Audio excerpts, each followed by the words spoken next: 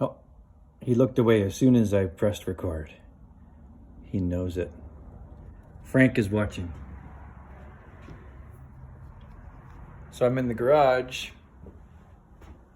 late in the day today. I had a full day of getting ready around the rosewood, doing some cleanup and stuff. And now we get to work on the Frankenbike because I have the frame done. Look at this. Bad mamma jamma. So I'll show you what the problem was. I never really did do that. So this was the neck and lower legs, and you can see where it was cracked from before, and it didn't look any much better up here. So it started breaking, and we had to abandon all hope.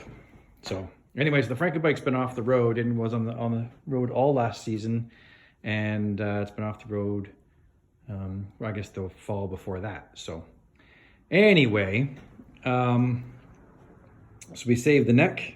We cut all the neck pieces off, and then we reused the neck.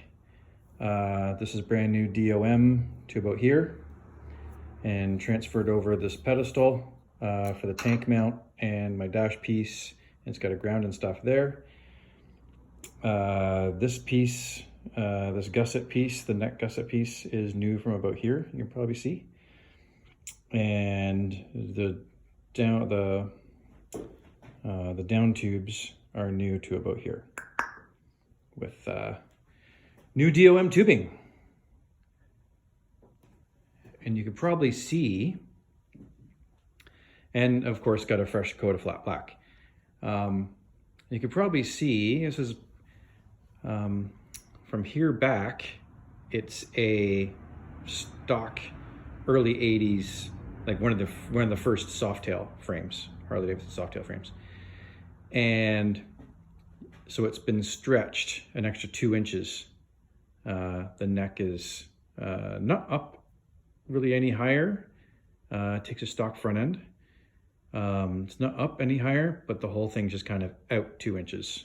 And you can see behind, the one against the wall there, that's a stock like early 90s Harley Softail frame. So you can see the neck section on a stock frame, and kind of the distance between, that's the top engine mount there, kind of the distance between the top engine mount to this, what we've done here, and it's just a little bit longer. So happy to report, it's finally fixed, and fresh coat of flat black.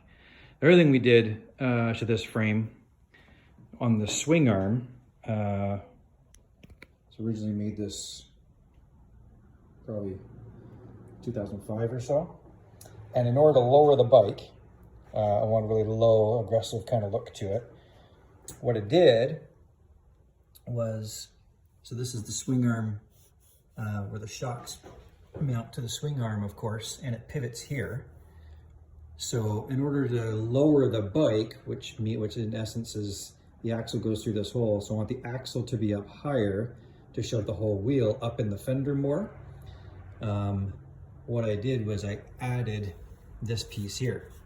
So I cut the shock mount off, added this 1 inch flat bar and welded it in, which pushed on this pivot, by adding 1 inch there, shoved the wheel, because it's being pushed on from the shocks here, 1 inch there equals about 1.5 inches of wheel up in the fender, which is really lowering the bike by 1.5 inches.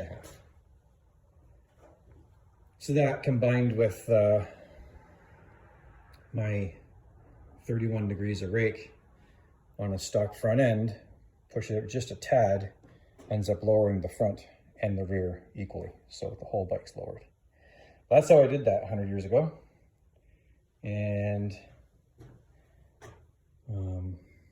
something else that's kind of trick. I'll show you the controls So these are the forward controls that I just rebuilt completely. So that's the brake pedal, right? And then on the back side, that's the brake line that just sneaks out the forward control, and it goes, you can't really see it, there's a hole right there, so you can only see, that's how much brake line you can see. You can really, you have to be laying on your head to see it. So all the brake lines are hidden because it goes from the master cylinder through the frame tube. It's gonna scooch out here and go into this little manifold for my brake light switch. It goes through this tube, and that's it there. So you can only see brake line on that end if you're standing on your head, and you can only see maybe an inch of brake line coming out of the tube. So it's all hidden. So that's pretty tricky too. And then I added, this is my seat. My seat hinge brackets, and I'll show you how that kind of works.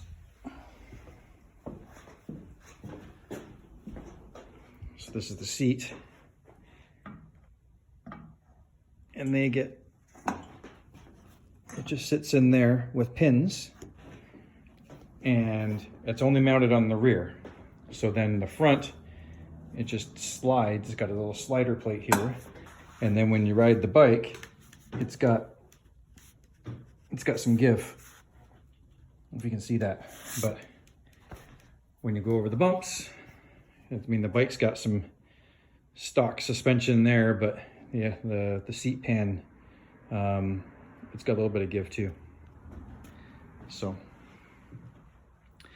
okay, so I'm going to continue. The great thing to report here is that frame repair is complete, and now we're assembling a bike. So I'm going to put the rear wheel assembly on next, and then I've got the whole front end that's pretty much assembled. That's going to go on the front. I'm going to try and make it a roller next, and then at Ginger Foster's coming up tomorrow to work on it with me, and we'll see how much further we can get. It'd be cool if I can make it a roller, and then he gets here and we can get the drivetrain in. It'd be a win-win-win. Winner, winner, chicken dinner for sure.